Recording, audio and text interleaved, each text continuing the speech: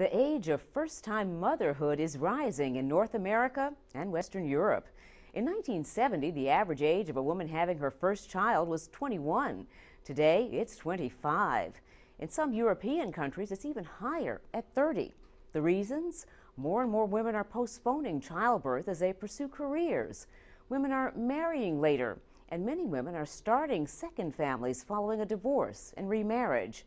And while birth rates are generally down across the board, more older women are becoming moms. According to the Centers for Disease Control, the birth rate for women aged 40 to 44 rose 3% in 2009. For those 45 to 49, births also rose 3%. For women above 50, the number of births increased 5%. In 2009, women over 50 had 569 babies. That's an increase of 300% since 1997. Are you up in the air? Oh, yeah. Lynn Leszewski is a working mom, busy raising her energetic toddler, Kyle. I had Kyle when I was 51, mainly because I didn't meet anyone until I was in my 40s, and I really didn't want to raise a son or a child alone. Having focused on her career, Leszewski finally met her partner, Tim Carey. When the couple decided to have a child, they were told natural conception was not an option. Neither was in vitro fertilization. The solution? An egg donor. After thinking about it for a couple years, and also after the death of Tim's father, I thought it would be really nice for him to have a genetic baby.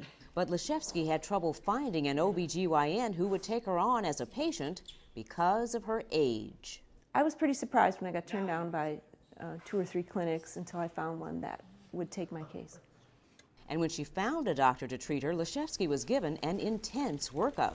I did an awful lot of testing before I got pregnant because they wanted to make sure that there would be no troubles with high blood pressure or heart problems. Leszewski says she had an easy pregnancy. I never got really, big, so I didn't feel like, oh, I can't even move, or rode my bike to the train station every day and did everything that I usually do. Went to yoga 3 times a week, stood on my head till 2 days before I was delivered. But she developed a condition that threatened her liver function, so Kyle was delivered early at 37 weeks by C-section. The complications of pregnancy, regardless of what they are, high blood pressure, diabetes, bleeding, cesarean section, all of those things get magnified as a woman ages. Later pregnancies may raise not only physical concerns, sometimes there are also sociological issues.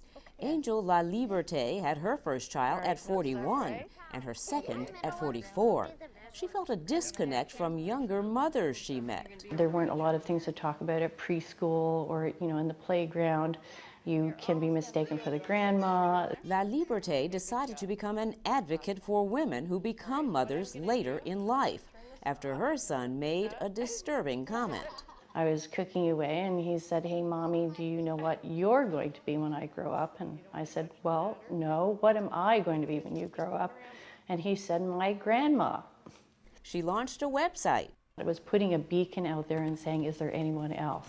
And I suddenly started getting emails from everywhere. But the responses were not all positive. What I did learn was there is a tremendous amount of social stigma.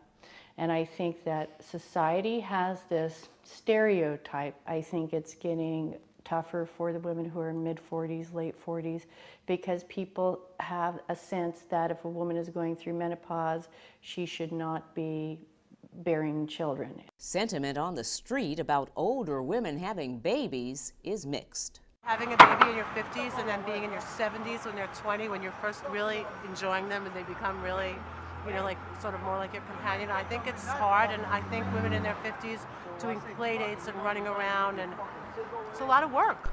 I think that women have the right to welcome a baby in this world. It's very important because it's something, maybe she has certain frustrations that she couldn't make it before. But do you know, now we have the longevity, and also we have other type of elements that could help us. You may be alive at age 70 or 80 or 90, but you have to factor in potential disability. Many of them are disabled, many of them are having difficulty. So You may be alive, but there may be something there that's making it difficult for you to raise your child. While reproductive technology is giving women more options with childbearing, what are the medical implications? And what is the impact on a society with more older parents?